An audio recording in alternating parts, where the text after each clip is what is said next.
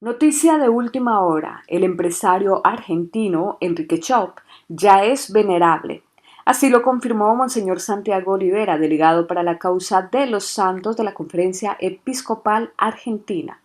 En el comunicado, Monseñor señala que el Papa Francisco firmó el decreto por el cual se declara venerable a nuestro querido siervo de Dios Enrique Ernesto Chop, cristiano, laico, padre de familia, esposo ejemplar. En No tengas miedo obtuvimos una entrevista exclusiva con Sarah Chop, una de las hijas del futuro beato. Hola, queridos amigos, les damos la bienvenida a este su programa No tengas miedo. Feliz de estar una vez más con ustedes y hoy tengo el gusto de presentarles en este programa nada más y nada menos que a Sarah Chop. Sara es la hija del empresario Enrique Chop. Sara, gracias por estar en este programa No tengas miedo. Muchas gracias, Ana Beatriz, por invitarme. Felicitaciones por tu programa, por toda tu tarea, que me parece muy, muy importante. Sí. Qué linda. Yo soy una de las hijas, éramos 9 hijos, bueno, uno falleció, y yo era la segunda de las mayores, eh, así que tengo muchos recuerdos, porque yo tenía 16 años cuando mi papá murió, o sea que era Qué bastante grande. bien. Sí. Qué bien, Sara. Bueno, Sara, esta entrevista va a ser un poco diferente porque quiero empezar de lo último hasta el inicio. Entonces, hoy vamos a empezar con, digamos, estamos en el 2021, ¿y qué pasa con Enrique Chop hoy? El proceso es generalmente bastante largo, hay como varias comisiones, y no tiene que haber ningún punto oscuro, tiene que estar todo bien clarito, clarito. Y bueno, ya primero la postuladora, que es Silvia Correale, que vive en Roma, eh, hizo una posición en base a un trabajo muy, muy, muy extenso que hicieron acá 5 historiadoras argentinas. Eso se lo mandó, era como una biografía documentada muy amplia, donde todo tenía que estar fundamentado y con su validez, con sus firmas, con sus sellos desde boletín del colegio, todo, de toda clase de documentos y bueno, se levantaron como 400 testimonios de gente que lo conoció y que al poco tiempo se fueron muriendo porque ya eran bastante Claro. mayores. Así que unos testimonios muy lindos. Los testimonios consisten en hechos concretos, en episodios. No piden que ningún adjetivo calificativo, nada de decir que era santo, que era simpático, que era... No, tiene que ser un hecho que demostrara alguna virtud cristiana, así en grado heroico. Y bueno, y todo eso se fue para Roma, hace bastantes años. Ahí armaron una posición que es como una especie de alegato, que es como pedir que se declare que esta persona ha vivido las virtudes cristianas en grado heroico. Y eso después es examinado por un comité de historiadores, y bueno, piden todos los detalles, que estén todos perfectos, impresionante la cantidad dice que no tiene que haber ninguna duda de nada, o sea que de paso a mí me vino bien porque al escuchar los comentarios iba aprendiendo historia argentina, porque a veces uno mira para adelante, no mira para atrás, y bueno, todos los detalles. Después de eso pasa a una comisión de teólogos, que también se aprobaron por unanimidad, y ahora pasaría a una comisión de cardenales. Los cardenales tendrían que pedirle al Papa que haga un decreto de venerable, y el Papa lo tendría que hacer, y recién ahí se haría la declaración formal de venerable. Mientras tanto, ha ido un milagro para allá, de un Exacto, chiquito. eso quería preguntar acerca de este milagro que sería el que abriría la puerta a la beatificación. Ya ha ido y ya está con la validez histórica aprobada, la validez legal, digo, yo no soy de derecho canónico, pero bueno, yo repito lo de oídas, lo que escucho, ¿no? Y además que uno por los emails uno se va enterando, ¿no? Bueno, ya está Claro. aprobada la validez legal, está traducido al italiano, pero primero tiene que pasar como si fuera el filtro de los cardenales, que todavía falta. Así que pronto, me imagino que muy pronto esto va a haber alguna novedad, no sé. Todo esto también demorado con las complicaciones del COVID y todo eso, Pero bueno, pero ha sido muy lindo porque, por ejemplo, los teólogos también vieron que faltaban algunos detalles y se los encontró, por suerte. O sea que como que queda muy compacto, tiene que quedar todo muy claro, que si hay alguien que quiere buscar algo, va a tener la respuesta enseguida, muy sólido, tiene que ser todo, todo, todo. Porque gente santa hay muchísimos. Claro. Yo cada vez que estoy con alguien y me dicen, ay, tu papá, y qué sé yo, me empiezan a hablar de mi papá, y me interrumpen y me empiezan a hablar de un abuelo, de una abuela, o de un tío, o de no sé quién, ay, muy santo, y me empiezan a contar siempre la historia de alguien muy santo que está cerca de ellos, Sí. y eso es lindísimo, porque uno ve que hay santos por todos lados, lo que pasa es que no se hacen papeles, es la iglesia la que tiene que Claro. si es oportuno o no, si hay una asociación que está empujando. Y si hay alguien que postule, que es lo que más Y que, interesa o lo que más lo lleva a la vida. claro, si acá está ACDE, Acción Cristiana Dirigente de Prisa, también la Acción Católica, que también apoya como promotora, y la Universidad Católica, porque él fue el primer tesorero de la Universidad Católica, y de la Acción Católica fue el primer presidente, o sea que son tres instituciones que bastante sólidas que apoyan mucho, las habrás visto en la misa esa del Claro. centenario. Y,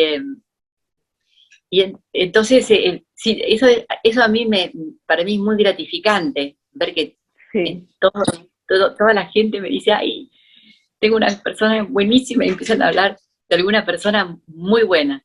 También, por supuesto, que hay ovejas negras de las familias, hay de todo, se puede decir, ¿no? Entonces, pero bueno, pero eso es una señal de libertad. Claro. Y tantos son todos los que están en el cielo, bienaventurados, son, como dijo el Claro, así cardenal, no sean reconocidos en la tierra, son santos. por la comunión de los santos.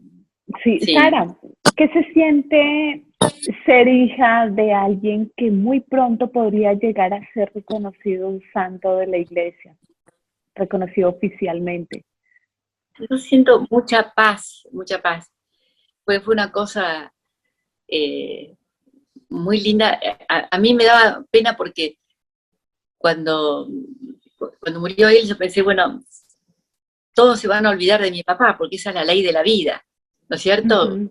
Cada uno tiene su propia vida e ir adelante. Y un grupo de amigos decidieron hacer una biografía de él. La hicieron hace bastante, hace como 40 años, ¿no? Y yo cuando estaba esa biografía dije, ay, qué lindo, va a haber un libro sobre él, y que él, que yo se lo podré dar a mis hijos, a mis nietos.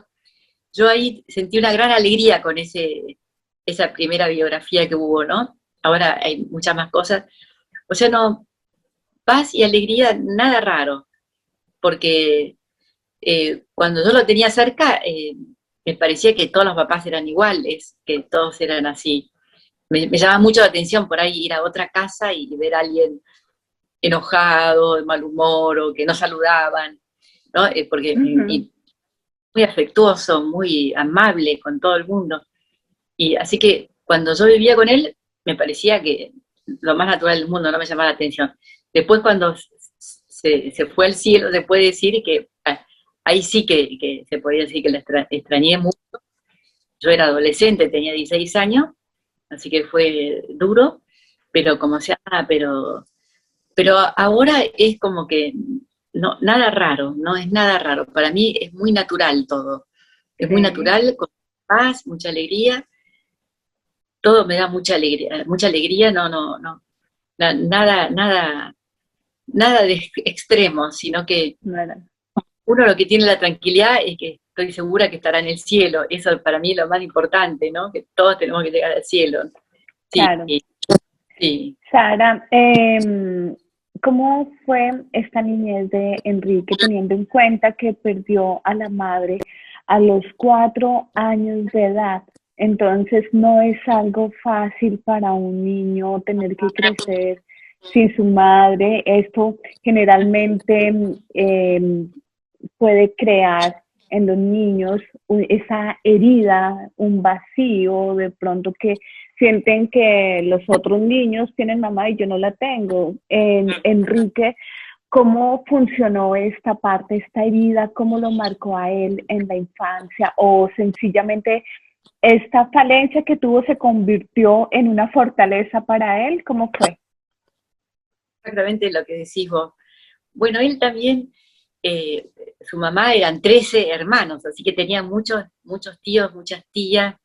Por ejemplo, me emocioné cuando vi los boletines del colegio La Salle, que estaban firmados por una tía casada, que no tuvo hijos, y que era muy Ajá. cariñosa, y ahí a media cuadra, así que siempre decía que había una tía que entraba, que salía, que no es lo mismo que una mamá, por supuesto, Claro. porque es otra casa. Después hay una historia muy, muy bonita, que había una chica que fue a ayudar a mi abuela cuando nacieron sus dos bebés, y después eh, que era un poco como una enfermera, no sé qué sería, pero y estuvo un poco de tiempo, y cuando dejaron de ser bebés, se fue. Cuando se enteró que la mamá murió, le dijo ella ya estaba de novia, mi mamá decía que estaba de novia por casarse, y en vez de casarse, le dijo a mi abuelo, no, bueno, yo voy a cuidar a estos chicos que están huérfanos de madre, ¿no? Oh, Y sí, y volvió a la casa, que se llama, ella era buenísima, y yo pienso que ella hizo un papel maternal muy fuerte, ¿no? Que cubrió muchísimo, y después ya cuando mi papá tenía 13 años, me parece, se fue, ya no se casó con el primer novio, sino con otro. Sí, ah, ya. se casó. eh, Era muy linda, y ella siempre era como una especie de abuela para nosotros. Nosotros la sentíamos algo distinto, por supuesto, ¿no? Porque se nota que lo había rodeado con mucho cariño. Y yo creo que esa carencia de madre lo hizo valorar a él mucho más el tema de la familia, porque hay mucha gente que no valora lo que es familia, Claro. Nadie no la sabe lo valora. que tiene hasta que lo pierde. Sí. Y él la valoraba muchísimo. Por ejemplo, a mi madre le preguntaron qué es lo que le hacía más feliz a Enrique. Y ella dijo, lo que más le hacía feliz era estar en su casa con sus hijos, con su familia. Hay gente que dice, yo sería muy feliz si me fuera, qué sé yo, a una playa. Hay gente que pone Ujú. afuera, no sé. Él no. Sí, Yo también lo percibí, porque a mí me preguntaron qué es lo que lo hacía más feliz, y yo me daba cuenta que lo que más feliz lo hacía era cuando entraba a casa silbando. Era un momento muy grato para él y para nosotros. Realmente valoraba muchísimo la familia. eh, eh, y como que se dedicaba, le prestaba atención. Yo a veces veo que la gente es como que no, no vive tan intensamente eso de la vida en familia, no la da como algo obvio, ¿no? No se da sí, cuenta que es algo casi sagrado, se puede decir. claro. No es tan Y fácil. sí, ¿en qué momento Enrique empieza a sentir ese amor hacia las cosas de Dios, ese amor hacia la Virgen, ese amor hacia la iglesia y hacia nuestra doctrina? Y él entró en la Marina muy chico, en un liceo naval, que es un secundario, y a los 14 años, y o sea, no venía de un hogar religioso, porque mi abuelo no era practicante ni nada, pero mi abuela, la que falleció, le pidió, por favor, criarlos en la educación cristiana. Había estado en un colegio de La Salle, entró a la Marina, que tampoco era un establecimiento religioso, y a los 18 años él vio un librito sobre la doctrina social de la iglesia, y tuvo como un golpe y como que se enamoró, y le pareció eso realmente maravilloso, como que eso era para resolver muchos problemas, porque recién estaba en pleno la industrialización, todo ese movimiento de gente a las ciudades, toda esa falta de raíces de mucha gente. Él ahí se enamoró, pero por supuesto que se la pasaba siempre arriba de un barco, así que no podía Ujú. ejercer nada de la doctrina, muy poca doctrina social de la iglesia. Y mi abuelo, me parece que le daba libros para que lean en los momentos así que tenía, y le había dado biografías a él también. Porque ahora con la cuarentena estuvimos tipeando con una hija, una sobrina, las cartas de amor de mis padres, y le habla como mi papá le habla a mi mamá como de 30 biografías, y después se cuenta que le habían regalado un sí. libro, cuenta como 50 biografías de católicos, y bueno, y que él había leído todo eso, estos personajes tan importantes de la historia, de la ciencia, pero que todo lo que habían logrado, lo que no habían logrado, lo que habían querido lograr, y todo eso, pero que él se daba cuenta que todo era nada, todo era insignificante comparado con el querer ser santos. Y se Claro. lo pone por que lo que más importante era querer ser santos. Por supuesto que tenía que trabajar bien él, y, ¿cómo se llama? Pero que lo más importante era poner su meta, su afán, sus deseos en ese llamado de la santidad de San Pablo, que dice, sean santos. En las escrituras varias veces dicen eso, y después ahora con el concilio, que es el llamado universal a la santidad. Él solo fue llegando a esa resolución, y ya de novio le decía a mi madre, en este comienzo de año, que es lo que salió ahí, mi Sí. propósito, me propongo ser santo. Y, Es ¿cómo se llama? que esa frase es muy cautivadora, Sara, y por eso la quisimos siempre marcar en las entrevistas. Es que este año me propongo ser santa y empezar ya, porque es que muchas veces las personas piensan que la santidad, bueno, primero disfrutemos y después ya miramos en la parte de Dios, ya miramos el camino a la santidad, y no, hay que ser santo ya. Y Enrique era un guerrero de Dios desde niño, o sea, me sorprende en lo que he leído de él y en lo que he visto en algunos documentales, en donde cuando él estaba en la armada, los compañeros, los otros cadetes se le burlaban porque lo encontraban muchas veces arrodillado, rezando, y sin embargo, él no Sí, peleaba con ellos, sino le respondía con muchísimo amor. sí, lo que pasa es que le habían dicho que su mamá, antes de morir, rezaba todas las noches, arrodillado al lado de la cama, 3 Ave Marías. Ay, qué Entonces lindo. mi papá decía, bueno, mi mamá lo hacía, y bueno, porque bueno, mi otra madre en el cielo, y lo sigue haciendo. Y en la Marina eran como un gran dormitorio como de 30 compañeros. Y Sí, entonces cada vez que se arrodillaba antes de dormir, lo empezaban a cargar. Claro, eran otros así de 15, sí, le hacían, ahora se lo llama bullying, pero en ese claro. momento ponerlo en Berlín, no sé por qué, ponerlo en Berlín quiere decir no hablarlo y no mirarle la cara. Esas Sí, cosas duras de los chicos, de los adolescentes. Y él dice, no, mi mamá lo hacía, mi mamá querría que yo lo haga, y yo creo que la Virgen lo fue llevando por ese camino, ¿no? sí, Él seguía de María. Y bueno, y no dio su brazo a torcer hasta que se hizo respetar por todos los demás. Claro, y la claro. Marina también era el único que comulgaba. Y Ay, una el vez, único que comulgaba. Ay, qué un lindo. domingo salía una Ay, misa en un altar, y entonces querían que sea una misa rapidito, y si alguien comulgaba demoraba, no sé, 7 minutos más, en vez de sí. 20 minutos. Y un sacerdote le dijo, por favor, no comulgue porque nos van a matar, ¿no? Pero sí, tenía esa decisión, que para él eso era muy importante, y bueno, y era coherente. Él vivía lo que creía, sabía que eso le costaba el aprecio de los demás, pero bueno, se fue ganando el aprecio de todos, lo fueron respetando, y al final, dice que al final ya eran un montón que comulgaban. Muchos querían comulgar, pero por respeto humano no se animaban, porque Claro, sabían que no querían jugar al fútbol, y que termine rápido la misa.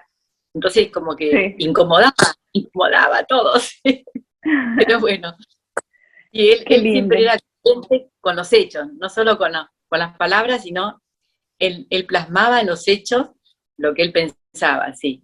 Aunque le costaba algunas represalias, ¿no? Por supuesto, Claro. sí. Muy bien. Y bueno, ¿qué pasa después porque después del tiempo, cuando ya se retira de la Marina, porque toma esta decisión, y cuál es el camino que toma Enrique? Cuando termina la guerra, perdón. Sí, cuando él se retiró de la Marina. Claro, él ya veía que el ambiente de la Marina como que le quedaba a veces un poco cerrado. Por ejemplo, no pudo estar, tuvo como 5 meses sin ver a su esposa, ¿verdad? Recién casado. Bueno, estaban en medio de la Segunda Guerra Mundial, y él estaba patrullando las costas, porque siempre decían que podía haber una invasión, esas cosas que tenían que hacer, ¿no? Y entonces, el día que terminó la guerra, mandó un telegrama pidiendo la baja, ¿no? Y él tenía una fuerte inclinación por ser misionero, decía, quería evangelizar el mundo del trabajo. Este mundo del trabajo que en esos años era como un boom, que mucha gente se trasladaba, dejaba a sus parientes y se iba a las grandes ciudades, y bueno, y en esos vecindarios no había iglesias, no había parroquias, porque en sus pequeños pueblos todos se conocían, párrocos, todo, entonces era como que se desarraigaban, ¿no? Él le impactaba mucho esa realidad, se puede decir. Y entonces quería como misionaria del mundo del trabajo, y fue y habló con un sacerdote y le dijo, mira, andá a misionar a los de arriba y van a beneficiar más a los de abajo, porque en tu familia, bueno, el bisabuelo de mi mamá bueno, ya estaba muy dividida la parte accionaria, ¿no? Pero habían hecho de tinteros de vidrio, se había hecho una gran fábrica acá en Argentina, y bueno, había muchos accionistas, pero te van a necesitar a vos como alguien que esté en la fábrica, alguien de confianza, y como que tenía algunas posibilidades laborales, así, como más bien directivas. Entonces, él dudaba, pero cuando habló con este sacerdote y le dijo eso, no, tu lugar es donde te está marcando, donde naciste, donde nació tu señora. Si te están pidiendo que vayas a esto, ahí tenés una capacidad, y bueno, podés ser millonario. Y él era como muy dócil, o sea que era muy tosudo, pero con esto de las 3 Ave Marías o de comulgar cuando nadie comulgaba, pero también él era humilde de escuchar lo que él pensaba que era la voluntad de Dios para él. Y bueno, siempre se dejó llevar, se puede decir, yo creo que es por el Espíritu Santo, ¿no? Entonces estuvo haciendo una pasantía de estudio en una fábrica de vidrio, y después estuvo trabajando ahí en Berazategui hasta que murió, en la Telería Rigoló. Así que, y ahí justo era el fin de la guerra, y él había consensuado con mi madre, estaba muy linda la acción católica, entonces decidieron hacerse la acción católica, entonces fueron a la parroquia, y después de ahí fue no sé cómo fue, que fue a hablar con un obispo, y el obispo le dijo, los obispos europeos nos están pidiendo comida, de obispos a obispo, del episcopado a episcopado. Él tenía 25 años, era re chico, que tu papá conoce gente, tu suegro conoce gente, ¿por qué no haces como una convocatoria a ver si juntan víveres para mandar? Y empezaron a juntar y empezaron a mandar hasta que Europa se puso bien, porque tenían que reconstruir todos esos campos bombardeados, se puede decir, toda la cadena alimentaria quebrada. Y bueno, y se quedaron como amigos, esta gente que había trabajado para mandar esto. Y ahí se fundó ACDE, que es la actora de esta causa, que es como un desprendimiento de la acción católica para el mundo de trabajo, se puede decir, del mundo empresarial. Así que su vocación fue así, él trabajaba, pero siempre de rato libre tenía, y lo dedicaba a esto. Tuvo que sacrificar un poco la vida social, lo que decía mi madre, porque tantas cosas no podía hacer. Entonces dice que a veces la fábrica le decían, bueno, vamos a celebrar, vamos a comer por ahí, y él decía, no, tengo un compromiso previo, el compromiso previo era comer en su casa con sus hijos y su señora. O sea que él manejaba valoraba su tiempo con mucha exactitud, sabía muy bien que no lo podía desaprovechar, tenía esa actitud. sí, sí. Así que no sé si Sí. te respondo a la pregunta, sí, No, sí. sí, claro que sí, está totalmente claro. Sara, ¿en qué forma Enrique encaminaba a sus 9 hijos por el camino de la fe? ¿Cómo les inculcaba la fe a todos ustedes? Sí, él era más bien como esa vieja, ese viejo dicho que dice que hay que poner una zanahoria delante del burro para que camine y no del látigo para que se apure. Sí, nos alentaba mucho, por ejemplo, cuando era su cumpleaños, eh, yo no sé si a quién se le debe haber ocurrido a él, pero decía que el regalo que más quería era que nos portáramos bien, y entonces cada vez que nos portábamos bien, teníamos que hacer una florcita en una hoja, y era una florcita que se la regalábamos a él. Sí. Ah, qué bonito. Creo y yo me acuerdo que yo sabía cuando me portaba bien y sabía cuando me portaba mal. Era chica, y por Sí, ahí sí. algunas que mi mamá guardó y que me re emocionaron. O sea, como que ponía mucho énfasis en eso de portarse bien, que, que era ayudar, no pelearse, no sé, los chicos siempre están como a veces como molestándose, o ayudando en la mesa, no sé, tantas cositas que los chicos muchas veces tienen pataletas, que son tan normal. O sea que sabíamos que lo que más le agradaba a él era que tratáramos bien, lo teníamos bien clarito, ¿no? Y lo que a él le gustaba que regaláramos. Así, y después cuando nos portábamos mal, nos daba unos buenos sermones qué sé yo, hasta que reconocíamos que habíamos hecho algo, que Sí. no era, tenía horror a las mentiras, sí, las medias mentiras. No, no, tenés que decir la verdad completa, sí. Ujú. Se tenía bastante paciencia, ¿no? Bastante Claro. paciencia. Porque a veces los Y, padres se apuran y no les interesa estas cosas. obvio. Sí. En esta lectura de las cartas que están realizando con tu hermana, tu sobrina, de pronto es lo que han leído, ¿qué es lo que más te ha impactado hasta el momento? Ay, sí.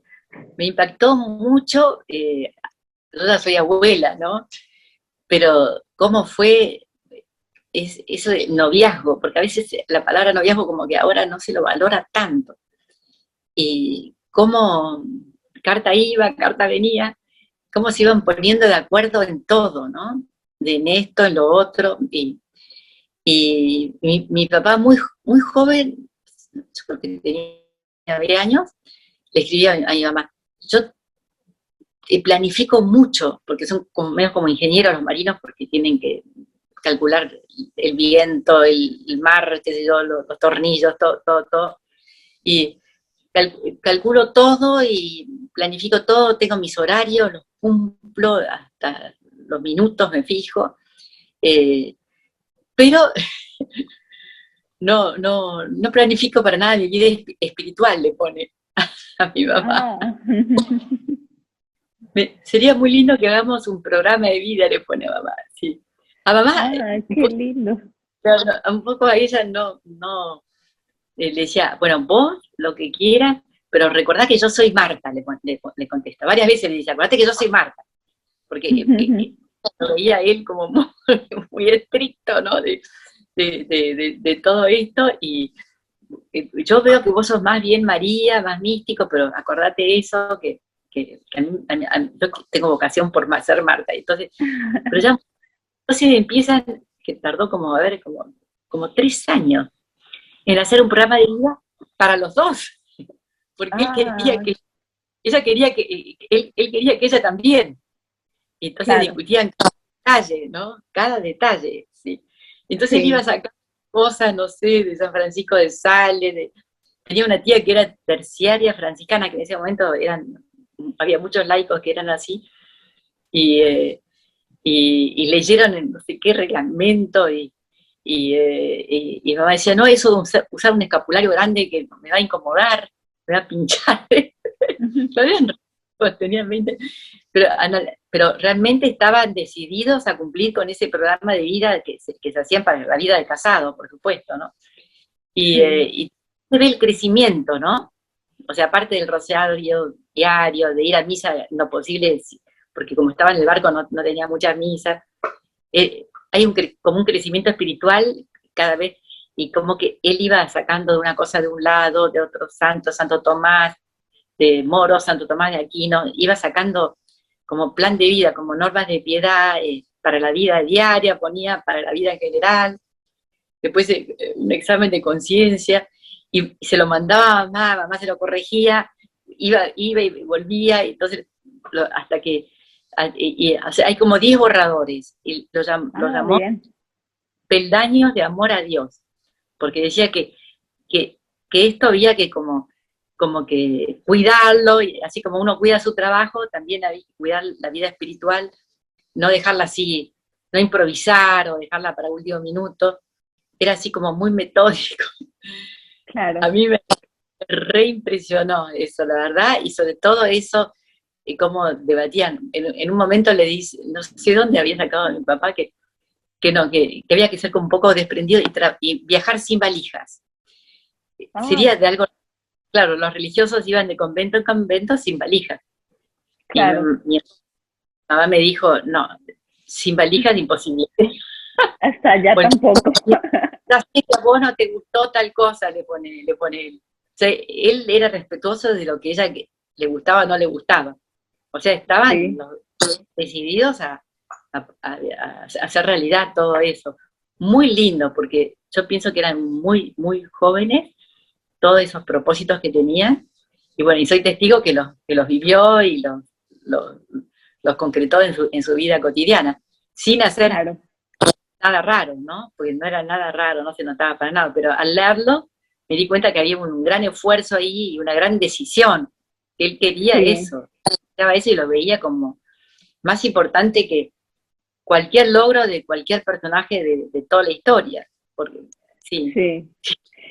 Sara, en muchos titulares de prensa, no solamente de aquí de Argentina, sino a nivel internacional, catalogan a Enrique Chop como tal vez el primer santo empresario argentino.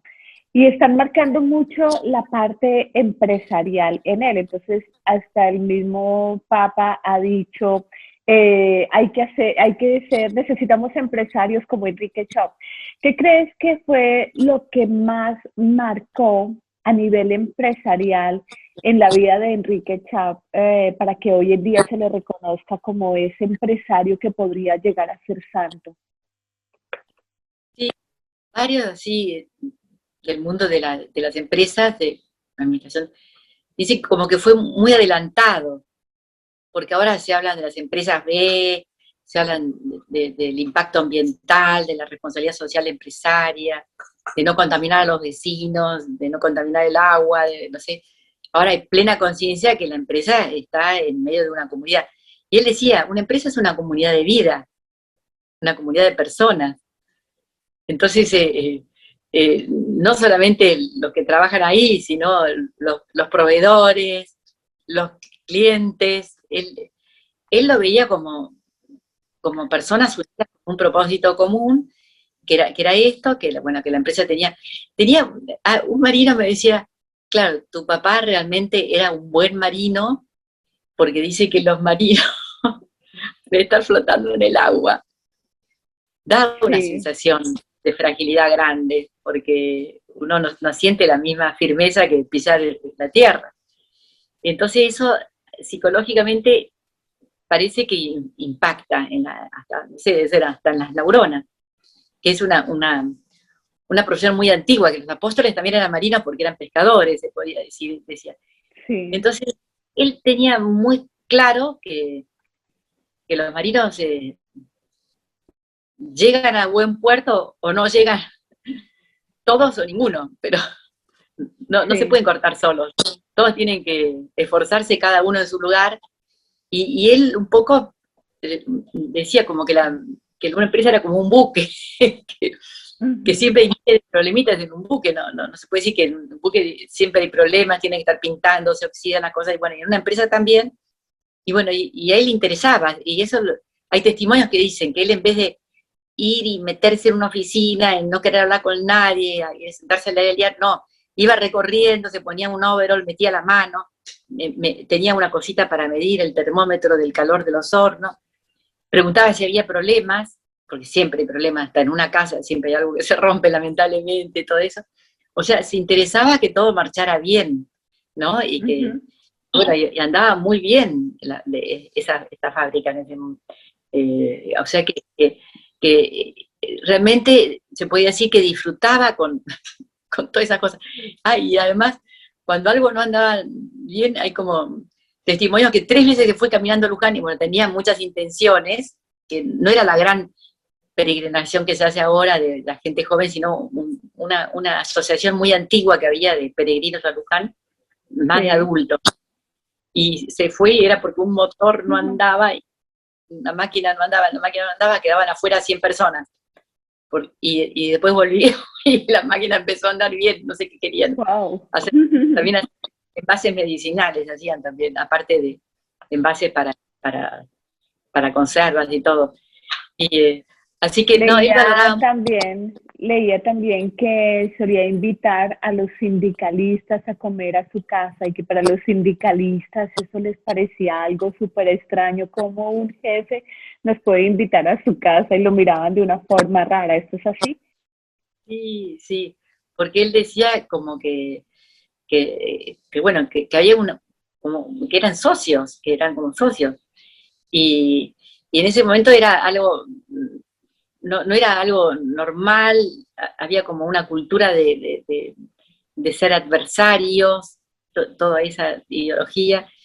Y bueno, y cuando él lo operaron, se enfermó muy gravemente con cáncer, y bueno, lo operaron, y entonces le hicieron una gran transfusión, hubo mucha gente que fue a darle sangre, entonces cuando volvió a la fábrica, él les dijo, bueno, estamos tan unidos, porque él quería eso de la unión, de levantar la misma bandera, de estar unidos por los mismos objetivos, y entonces le decía, ahora estamos tan unidos que tenemos la misma sangre, decía, y todos lo entendieron perfecto, que su deseo era que no estar chocando y pateándose y poniéndose tacles, sino que todos empujando para que las cosas salgan bien, se resuelvan los problemas.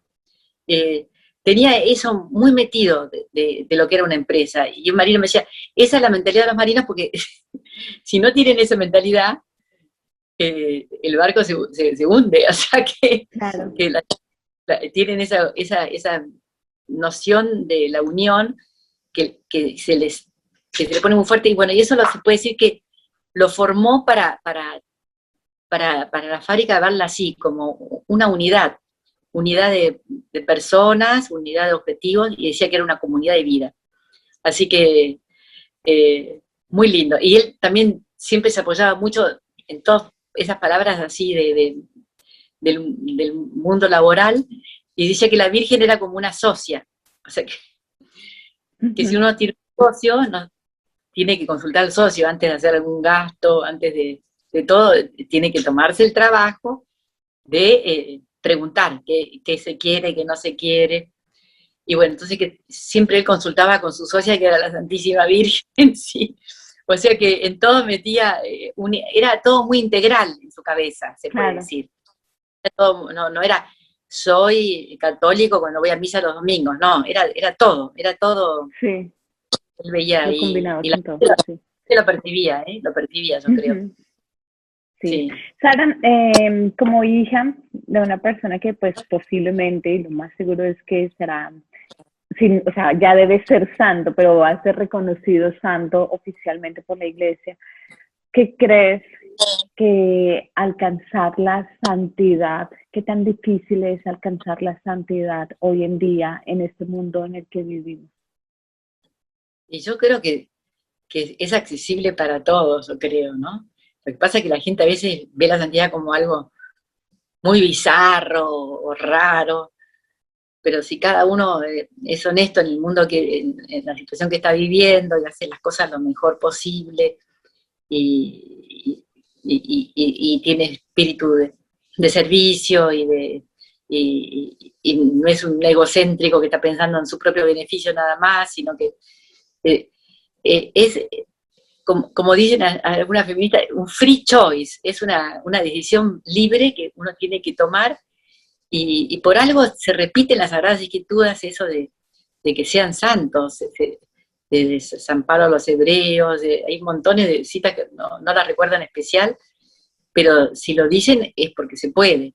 Yo creo que está al alcance de todos, pero hay que desearlo y decidirse, valorarlo.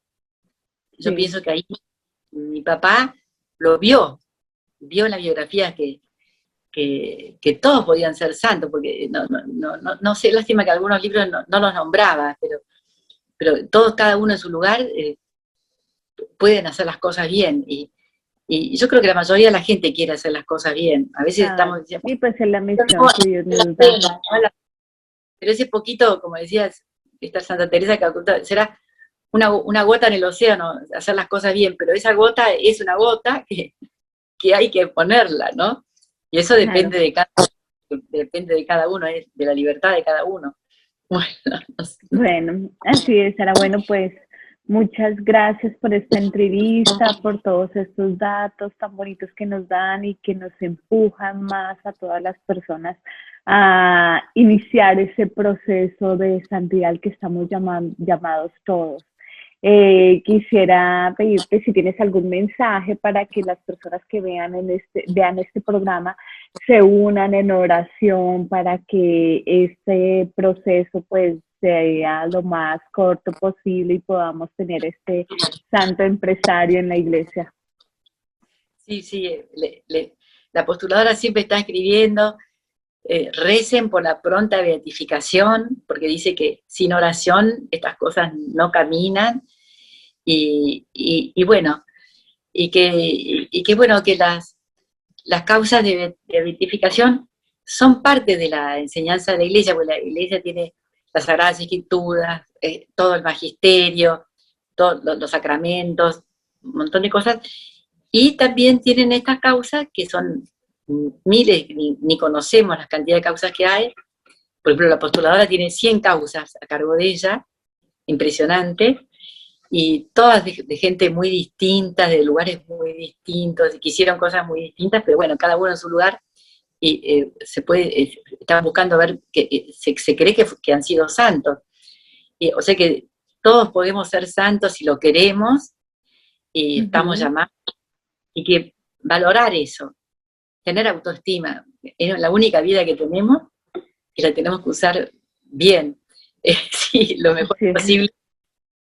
Ya las pavadas, mi papá decía no sé qué cosa de las bagatelas, una palabra que ahora no se usa, ¿no? O sea que tener autoestima de la propia vida, y que es un tesoro lo que tenemos, que es nuestra propia vida, y bueno, y invertirla en cosas buenas, como es esto de la santidad, que cada uno sabe en su conciencia qué es lo que le toca hacer, ¿no es cierto? Sí, así que así es. Sí, un mensaje. Sí.